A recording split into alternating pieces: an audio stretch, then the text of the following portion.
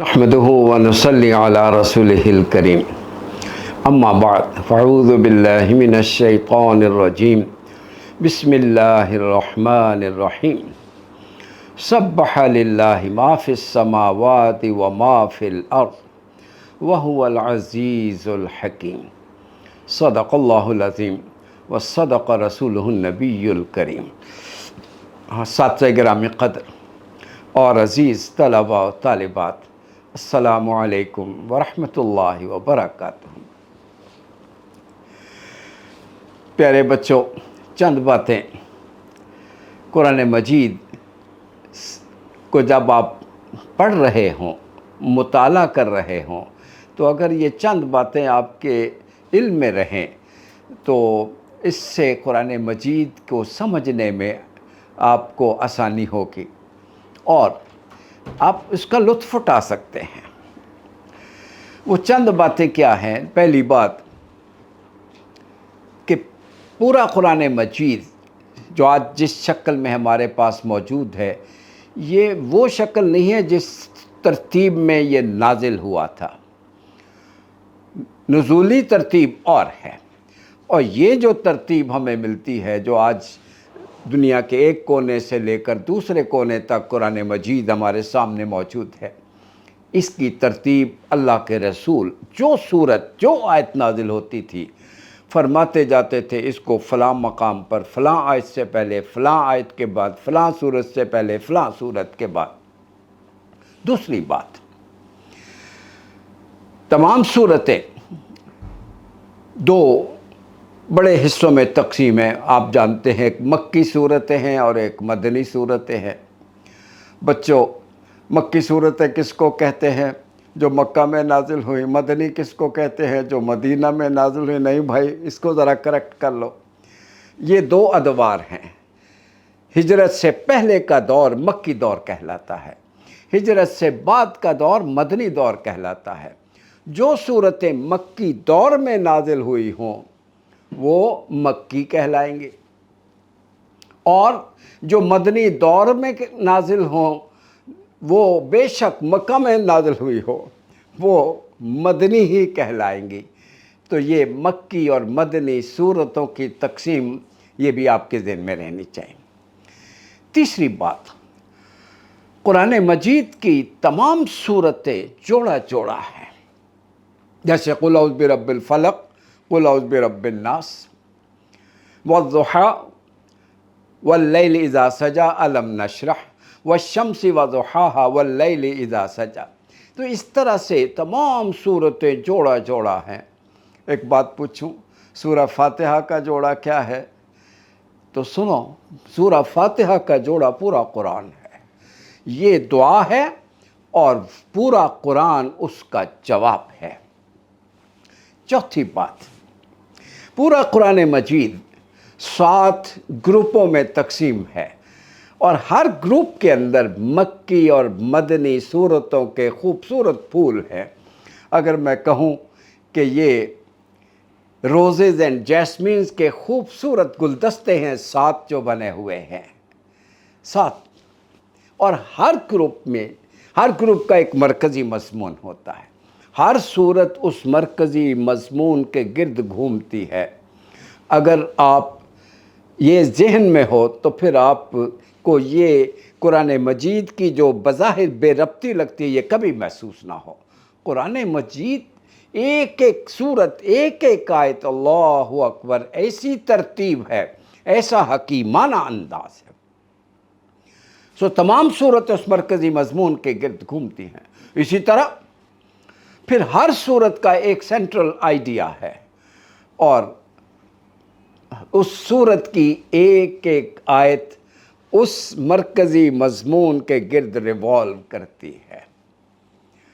یہ باتیں عرض کرنے کے بعد اب میں آگے بڑھوں گا۔ پیارے بچوں، کسی گروپ میں مکی صورتیں زیادہ ہیں، کہیں مدنی صورتیں زیادہ ہیں۔ مدنی صورتوں کا سب سے بڑا کانسٹیلیشن ایک خوبصورت کہکشان 10 صورتوں کی ہے، جو سورہ حدید سے شروع ہوتی ہے، سورہ تحریم یعنی 27ویں پارے کی آخری صورت سے لے کر 28वें पारे की आखिरी सूरत तक ये 10 सूरतें हैं, ये 10 की 10 मदनी हैं। प्यारे बच्चों, मैं एक बात अर्ज़ करूं, अगर आप इनको पढ़ें तो आपको महसूस होगा इन सूरतों में ऐसे लगता है ये मदनी दौर के वस्त की है, तकरीबन वस्त की है, दरमियानी अरसा जो है। ऐसे लगता है अहले ईमान के जज्बात कुछ ठंडे पड़ गए हो, झंझोड़ने के लिए, बेदार करने के लिए। कहाँ हो, क्या हो गया है तुम्हें? बच्चों, मैं अगर ये कह दूं, मुझे तो यूं लगता है आज का जो उम्मत मुस्लिमा का हाल है, बशमूल प्यारे पाकिस्तान के, आज उम्मत मुस्लिमा जिस सूरत हाल से दो चार है, आप इन सूरतों को पढ़े तो आपको ऐसा लगेगा जैसे ये आज हमारे लिए नाजिल हुई है। इसलिए मैं रिकमेंड करूँगा अपने प्यारे बच्चों और बच्चियों के और अपने काबिले एहतराम असातिज़ा गिरामी क़द्र को कि अपनी पहली फ़ुर्सत में ये 10 सूरतें ज़रूर पढ़ लें। हम कोशिश करेंगे इन सूरतों को अपने दर्स में ज़ेर मुताला लाएं। आज की जो सूरत, सूरह सफ़, उन्हीं 10 सूरतों में से एक है। मैंने अभी अर्ज़ किया, इन सूरतों का मकसद झंझोड़ना है। हज़रत अबू बकर सिद्दीक़ रज़ी अल्लाह तआला अन्हु फरमाते हैं, ऐसे लगता है अल्लाह का जलाल टपक रहा है, अल्लाह रब्बुल इज़्ज़त का इताब नुमाया है। मैं इन 10 सूरतों में से बस 1-2 आयात से आपको अंदाज़ा होगा कि इन सूरतों का मिजाज कैसा है, अंदाज़ कैसा है। मसलन सूरह हदीद में फरमाया आमिनु बिल्लाहि व रसूलिही, किनसे कहा जा रहा है? ईमान वालों से। बस मदनी सूरतें हैं तो बुनियादी तौर पर फोकस अहले ईमान, खिताब अहले ईमान से है। ईमान वालों, ईमान ले आओ अल्लाह उसके रसूल पर। क्या मतलब? ईमान तो ले आए हो, ज़ुबान से वो क्या कहते हैं, ज़ुबान से कह भी दिया ला इलाहा तो क्या हासिल, दिलो निगाह मुसलमान नहीं तो कुछ भी नहीं। ईमान के तकाज़े नहीं पूरे कर रहे हो, जो हक़ अदा करना चाहिए वो नहीं कर रहे हो। जानते नहीं हो अल्लाह ने तुम्हें उम्मत मुस्लिमा बनाकर मुंतखब कर लिया है आलमी क़यादत के लिए। इस बात को ज़हन में रखो, बहुत बड़ा मिशन है। तुम्हारा मिशन वही है जो मिशन मुस्तफ़ा है सल्लल्लाहु अलैहि वसल्लम, जिसका ज़िक्र इसी सूरह सफ़ में है। मैं अभी वो आपके सामने पेश करूँगा। इसी तरह अभी इस सूरह सफ़ में एक छोटी सी आयत आएगी, लिमा तक़ूलून मा ला तफ़अलून, ईमान वालों वो बात क्यों कहते हो जिस पर अमल नहीं करते। कहने का मतलब क्या है कि सिर्फ ज़ुबान से नारा लगाने के बात नहीं बनती है, जब तक आप उसके तकाज़े को, उनके तकाज़ों को पूरा करने के लिए तैयार न हो जाएं। वो क्या कहते हैं, ये शहादत गहे उल्फत में कदम रखना है और लोग आसान समझते हैं मुसलमान होना। अभी हम पिछले दर्स में ज़िक्र कर रहे थे हज का।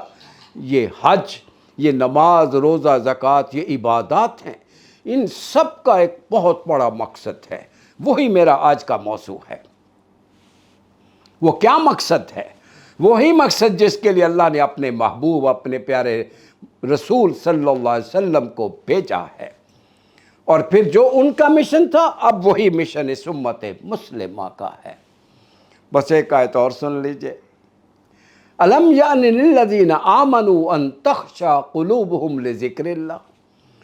अभी ईमान वालों के लिए वो वक्त नहीं आया कि अल्लाह का ज़िक्र सुनकर उनके दिल पिघल जाएं। हाय हाय हाय, देखा क्या अंदाज है। अभी वक्त नहीं आया। क्या हो गया है तुम्हें? किस गफलत में डूबे हुए हो? अल्लाहु अकबर। और अब सूरह सफ़ की मैं वो आयत पढ़ूं जिसके, जो इस सूरत का मरकज़ी मज़मून है।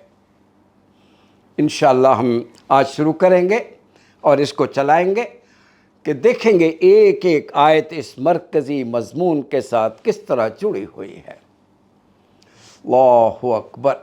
अच्छा, उस आयत, वो आयत नंबर 9 है اور اس سے پہلے میں ذرا آیت نمبر 8 آپ کو جلدی سے سنا دوں. یریدون لیطفئوا نور اللہ بافواہہم. ارے دیکھتے نہیں ہو یہ طاغوتی تو قوتیں، یہ کفر کی طاقتیں، یہ باطل قوتیں متحد ہے تاکہ تمہاری یہ ننھی سی ریاست کو اکھاڑ پھینکا جائے. لیکن اللہ کا فیصلہ ہے کہ یہ نور اب پھیل کے رہے گا. والذی ارسل رسولہ بالہدی ودین الحق لیظہرہ علی الدین کلہ. اب یہ نوٹ کر لو، ہم نے اپنے محبوب کو صرف تسبیحاں سکھانے کے لیے نہیں بھائی، دین حق کے غلبے کے لیے بھیجا ہے. پوری زندگی اس کے تحت آ جائے. یہ اس کا سورت کا مرکزی مضمون ہے. بس آج میں یہیں تک اکتفا کروں گا. اب انشاءاللہ اگلے درس میں ہم باقاعدہ ایک ایک آیت کر کے پڑھیں گے اس سورت کو. میری دعا ہے اللہ رب العزت ہمیں سمجھنے اور اللہ کریم کا جو مقصد ہے کہ ہم بیدار ہو جائے، یہ امت اللہ کرے یہ بیدار ہو جائے اور ہم پھر سے ان بلندیوں پہ کے سفر پہ رواں دواں ہو جائے. وآخر دعوانا ان الحمد للہ رب العالمین.